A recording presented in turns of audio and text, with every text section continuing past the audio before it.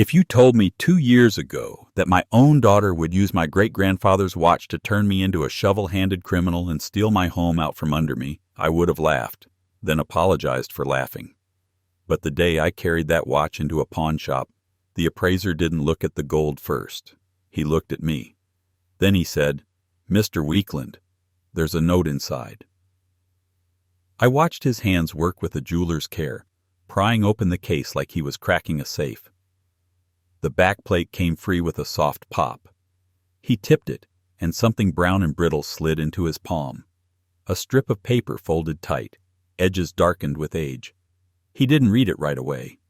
He waited until my eyes met his. "It's old," he said, "and it's specific." He unfolded it in stages. Each crackle sounded like dry leaves under a boot. "Under the barn," he read. "Third post from the west corner. Dig down, not deep. Bring no one you don't trust." Then he swallowed and looked at me again. "And it's signed," he added. J.W. My initials. My name is James Weakland. I'm 68. I've lived on the same piece of land for 44 years. The barn on that land was old when I was young. My great-grandfather built it. My grandfather repaired it. My father stored hay there. I patched its roof the summer my wife died because I couldn't stand the quiet inside the house. The watch came to me the day we buried my father. I had never opened it, never thought to. And yet there it was, an order tucked inside time itself, pointing me toward the oldest corner of my life. I didn't sell the watch. I didn't even ask what it was worth. I thanked the appraiser and walked out like I'd finished a normal errand, but the air outside felt wrong, like the world had shifted and forgot to tell me. Curiosity is a dangerous thing when loneliness is already chewing holes in you. I drove home with the watch in my pocket and the note in my mind, and by the time I turned into my driveway, I was looking at my barn like it was a mouth that had been closed for a century. My daughter was there. Of course she was. Lydia sat in her car near the side yard, engine idling.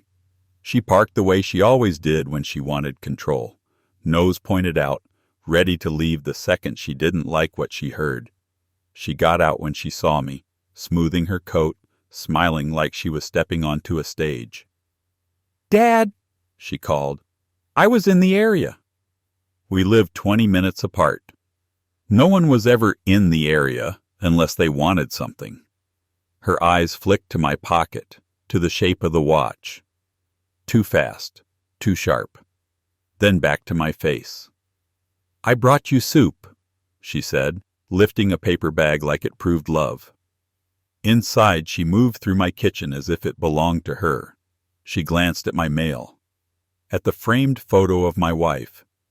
Then she looked out the window toward the barn, not like a man remembering a life, but like a person counting steps.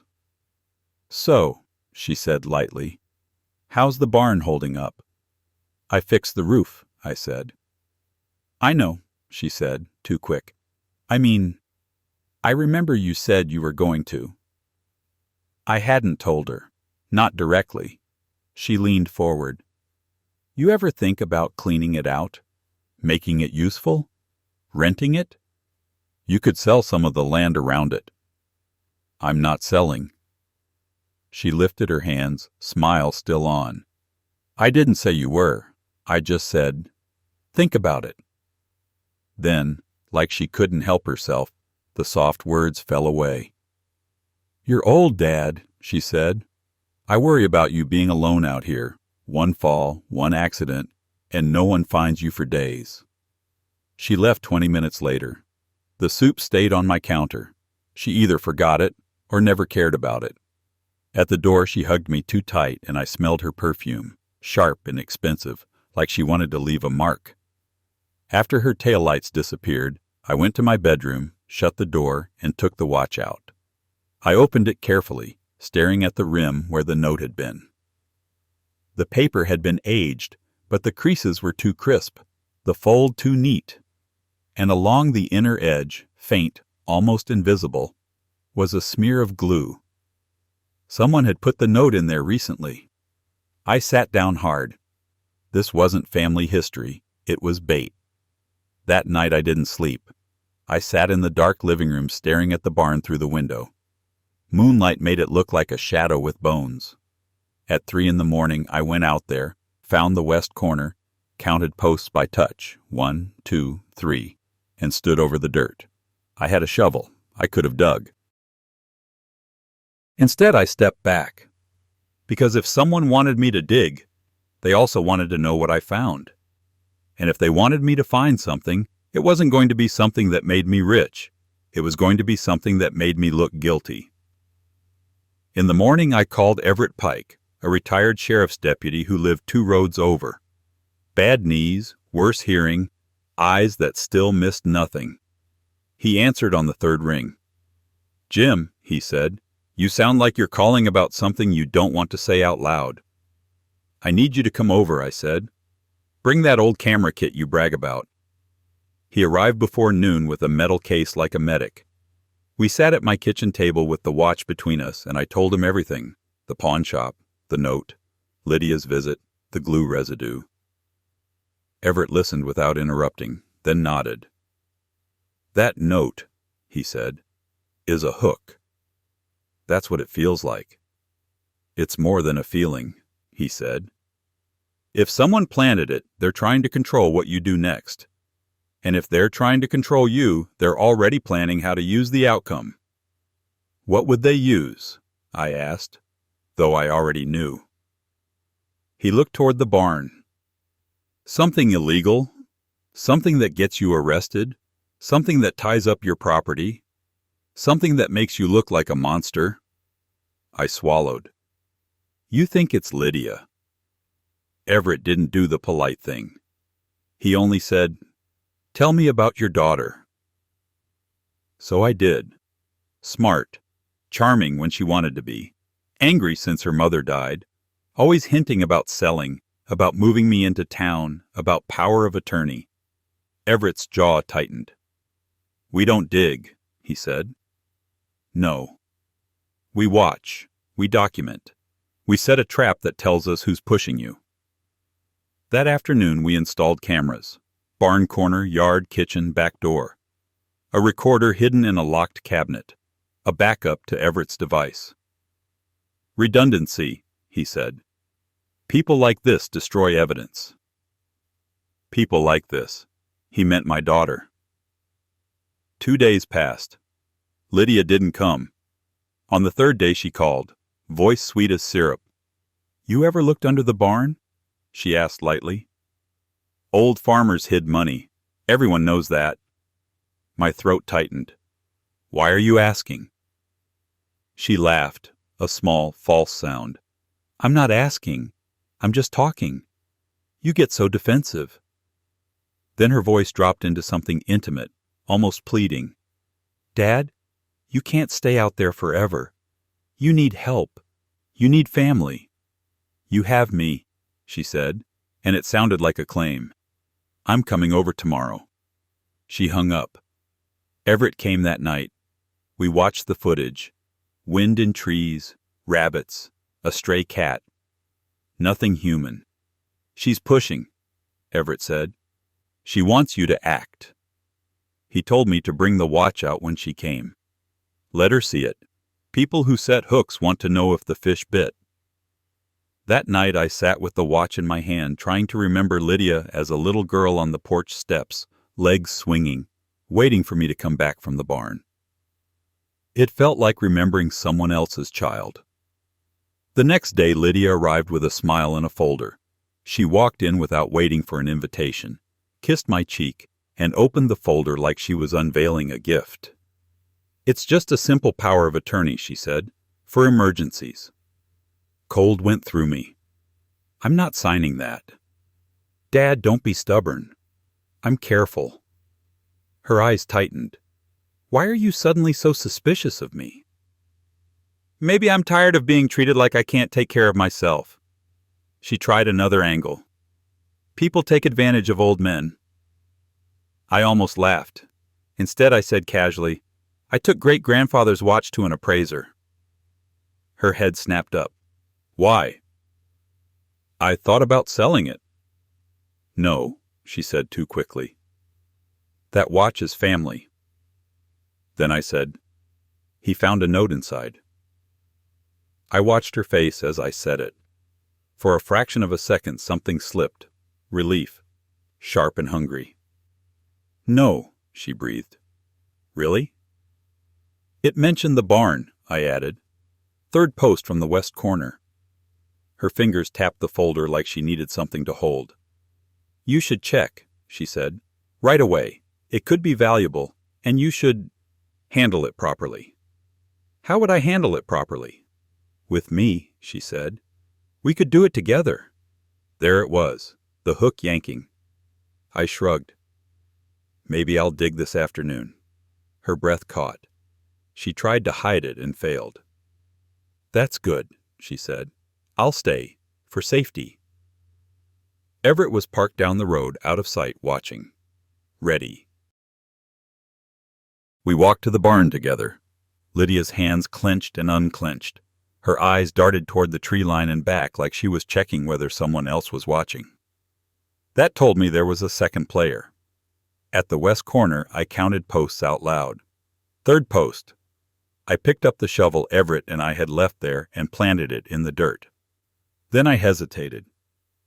It feels wrong, I said, staring down. Like digging up the past. Dad, Lydia snapped. It's just dirt. I leaned on the shovel. Maybe I'll do it tomorrow. Her face changed, small, swift, terrifying.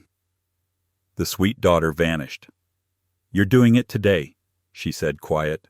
I'm not taking orders. She glanced toward the tree line again, panic flashing. Then she hissed, Fine, I'll do it. She reached for the shovel. I stepped aside. All right, I said. Dig. Suspicion flickered across her face. Then greed crushed it. She grabbed the shovel and went at the ground like she was afraid time would run out. Fast, hard, dirt flying. Watching her dig under the post my great-grandfather set, on land my family held for generations, I felt like I was watching someone dig a grave. The shovel hit something solid. Lydia froze, then dropped to her knees, clawing dirt with her hands. She pulled out a small metal box wrapped in plastic. Triumph flashed across her face. She ripped it open. Jewelry. Not old coins, not antique bills. Jewelry too clean, too modern. Rings wrapped in cloth. A bracelet with a distinctive clasp. A velvet pouch with an embossed logo like something from a boutique jeweler. Not something buried for decades. Not something my great-grandfather hid. Lydia's expression flickered. For the first time, fear crossed her face. She had expected me to find it alone. She had expected panic. A mistake. A guilty man's reflex to hide. Instead, I stood calmly while she held stolen jewelry in dirt-streaked hands. What is that? I asked softly. It's treasure, she said, voice strained. It doesn't look like something from a barn 100 years ago. Maybe, Grandpa? My father wouldn't bury a velvet pouch. Her eyes flashed. Dad, she said, voice rising.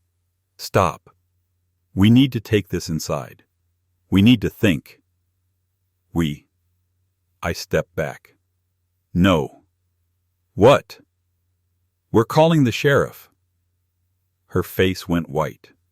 Are you insane? She hissed. They'll think you did it. I held her gaze. Why would they think I did it? Her mouth opened, then closed. That pause was everything. Because she had planned that part. Officers finding me with the jewelry, dirt on my hands, a note with my initials pointing to the spot. Me confused and secretive. My property tied up, my name ruined. Her in court with tears. She hadn't planned for me refusing to play.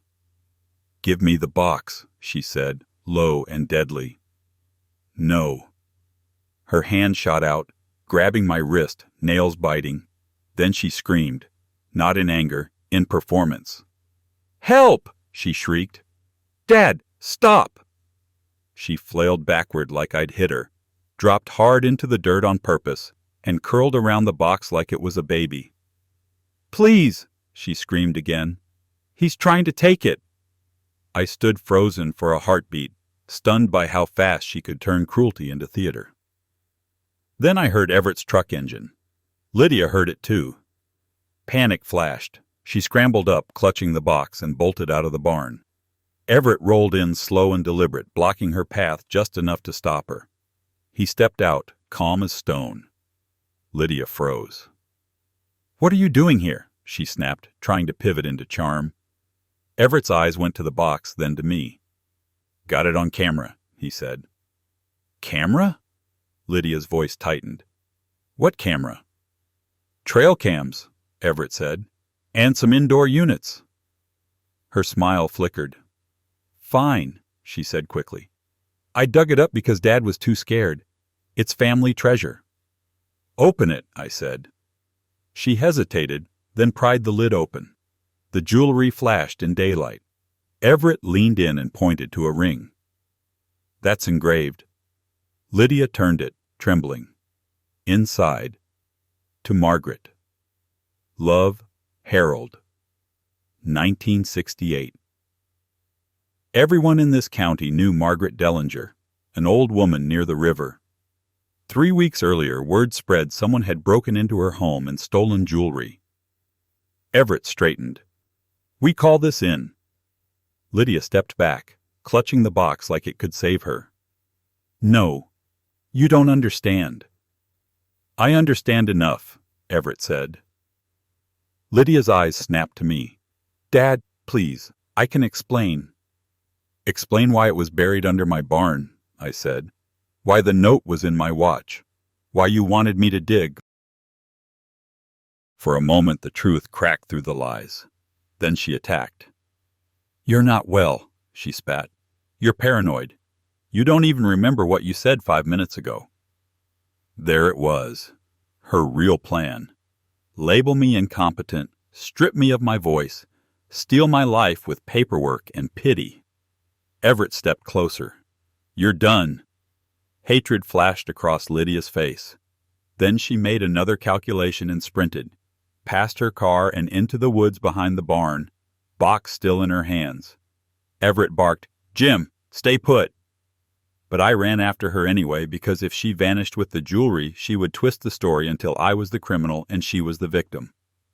Behind the barn, the ground dipped, then rose into dense brush.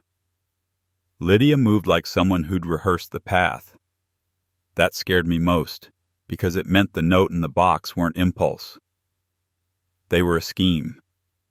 She tore through the trees and I followed, lungs burning, branches whipping my face. Then I saw it. Another car hidden deeper in the woods, covered with a tarp. She yanked the tarp away, threw the box onto the passenger seat, and turned the key. I reached the driver's door as the engine caught. "Lydia," I said, raw, "don't do this." "Let go," she snapped. "You're going to ruin your life." She laughed, breathless. "My life is already ruined because of you." Then she shoved me, hard. I stumbled, caught a root, fell. The world went white. I heard gravel spit and the car lurch away. Lying on cold earth, watching my daughter flee with stolen jewelry she buried on my land to frame me, I realized the truth that hurt worse than the fall. She wasn't just trying to take my house. She was trying to erase me. When the white faded, I reached into my pocket for the small remote Everett had given me and hit the emergency upload. Everett built the system with one more layer. If things went wrong, everything went to a secure cloud account. Time-stamped, backed up, impossible to delete. Lydia could run, but she couldn't outrun the truth once it was uploaded. Everett found me a minute later, limping into the woods, phone to his ear, face pale with anger. "She pushed you," he said. I nodded. She had another car. He relayed details to dispatch, then helped me back to the house. "You said she brought power of attorney papers," he told me. "That means she's already moving legally. If she gets you labeled incompetent, She controls everything. What do I do? You call a lawyer, Everett said. And you call the victim, Margaret. I called Margaret Dellinger. When I told her I'd found jewelry engraved with her name, I heard her swallow a sob. Oh, she whispered. My Harold. I'm so sorry, I said. We're doing this right. The sheriff is involved. After I hung up, Everett's phone rang. He listened, eyes narrowing. They found her car, he said. Ditch. She abandoned it and took off on foot. That evening, deputies came to my property, calm, professional. They photographed the disturbed earth and the scrape marks, collected the box properly, and watched Everett's footage. One deputy looked at me with tired eyes. Sir, if you dug alone, brought it inside, tried to hide it, you could have been arrested. I understand. Someone wanted you in trouble, he said. Yes, I replied. I know who. That night, Everett brought a lawyer, Marlene Ives, sharp, practical, no wasted words. She watched the footage and said, We're locking things down. Tonight. She drafted documents placing my property into a trust with strict terms, revoking any informal consent for power of attorney. She arranged a quick medical evaluation and notarized a declaration that I was of sound mind. It wasn't dramatic. It was a shield. Near midnight, Margaret arrived with a deputy escort. She looked smaller than I remembered, shoulders hunched like the world had gotten heavier since the burglary. When she saw the evidence bag on my table, her eyes filled. She traced the air above the pieces, afraid they'd vanish. That bracelet, she whispered, tears spilling. He gave it to me on our 15th anniversary. Then she looked at me. Who did it? My throat closed. My daughter, I said. Margaret went still. Then she reached across the table and took my hand, trembling. Your heart must be breaking, she whispered. It's not your fault. After she left, Everett sat with me in long silence. Finally, he said, She's not done. He was right. At dawn, Marlene called. I found motive beyond the house, she said. Lydia had debt, high-interest loans, multiple credit cards, a lien notice on her vehicle, and she'd been named in a civil complaint by another elderly woman in the next county alleging fraud and theft. So it wasn't a one-time act. It was a pattern.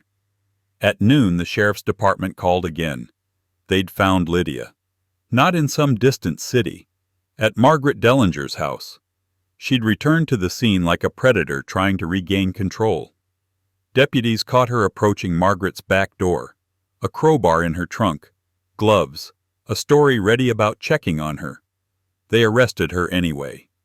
I drove to the station with Everett. The building smelled like bleach and old paper, fluorescent lights too bright, making everything look harsh and final. Lydia came down the hallway escorted by a deputy, hair messy, makeup smeared, eyes swollen. When she saw me, hatred lit in her face. Dad, she said loudly, performing again. Please, tell them this is a misunderstanding. It's not, I said quietly. Her voice dropped, sharp as a blade. If you do this, she hissed, I will tell everyone you touched me when I was young. The words hit like a hammer. Everett stiffened. The escorting deputy snapped, Enough! Lydia's eyes stayed locked on mine, offering the only bargain she had left. Protect her, or let her try to kill me with lies. I stared at her, heart cracking, and then I turned to the deputy and said clearly, She's trying to blackmail me. The deputy's expression hardened. We have cameras in the hallway, he said, and audio and booking. For the first time, real fear, not performative, flickered across Lydia's face. Because she'd forgotten something. This wasn't my kitchen. This building was designed to record people like her. The weeks that followed were ugly in a slow, grinding way. Paperwork, phone calls, social fallout. Some people avoided me, not because they believed Lydia, but because they didn't want to stand near a story like mine. Others brought casseroles and awkward sympathy. The ones who knew me best just sat on my porch without saying much. Everett stayed close. Marlene checked in. Margaret sent a handwritten note thanking me, saying she prayed for me. Lydia called from jail. I didn't answer. She wrote letters, begging, blaming, threatening. Marlene kept them. Each one became another piece of evidence. The prosecutor built a case that wasn't one charge but a portrait: burglary, possession of stolen property, attempted witness intimidation, elder exploitation, assault, evidence tampering, attempted fraud. In court, Lydia sat in an orange jumpsuit, smaller only because the room stripped away her stage. When footage from my barn played, she stared straight ahead like she could will it out of existence. When the audio from the station played, her threat, her head snapped toward me, shock and fury mixing. Her lawyer tried to paint me as confused, paranoid, a lonely old man making accusations. Marlene stood and laid down the shield. The physician's evaluation, the documentation, the camera setup, the timestamps, the cloud backup. Lydia's strategy collapsed. She took a plea deal, not because she was sorry, but because she was cornered. The judge sentenced her to prison time, restitution, and a no-contact order with Margaret and with me. When the judge read the no-contact order, Lydia's eyes widened like she couldn't believe I'd let it happen, as if I'd done this to her. When they led her away, she turned her head just enough to meet my gaze one last time. Her mouth moved, silent. I didn't need to hear it. This wasn't over in her mind, but it was over in mine. After court, I went home and stood in front of the barn. The ground under the third post had been filled back in. The earth looked scarred, like a healed wound. I put my hand on the post. Rough wood, solid and splintered.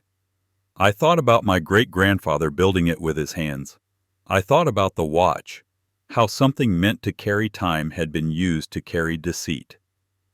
Inside, I opened my safe and took the watch out. I removed the back plate and cleaned the inner rim until there was only metal again.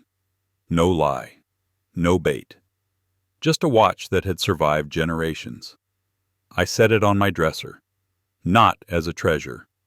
As a reminder that the past can be used as a weapon if you let someone else write your story. A month later, Margaret invited me to tea. Her house smelled like lemon polish and old books. She poured with trembling hands and admitted she still woke at night thinking she heard footsteps in her hall. Me too, I told her. How do you live with it? She asked softly. Knowing your own child. I don't know yet, I said, but I know I can't let her take more than she already took. Margaret went to a drawer, brought out a plain gold ring wrapped in cloth. My mother gave me this when I married Harold, she said. It isn't worth much, but it has lasted longer than grief. I want you to have it. I tried to refuse. You can, she said, firm. Because you returned what was stolen, and because you did the hard right thing even when it broke you. I took the ring, not as payment, but as a symbol. When I got home, I didn't lock it away. I set it beside the watch. 2 objects, 2 stories. One about time, one about endurance. Lydia never contacted me again. The no-contact order held. The cameras stayed. The locks changed. The trust protected the property. My house remained mine. Not just because I won a legal battle. Not just because I outsmarted a trap. But because I finally accepted a truth brutal to say out loud. Love doesn't excuse betrayal. And being a father doesn't mean letting your child bury your life under your own barn. Some evenings I still stand on my porch and look toward the barn as the sun goes down. The land is quiet, the kind of quiet I used to fear after my wife died. Now it feels different. Now it feels like peace, because the lie is buried again. And this time, it isn't waiting to be dug up. My grandpa's words really happened. I believe him. If you want more true tales like this, hit subscribe.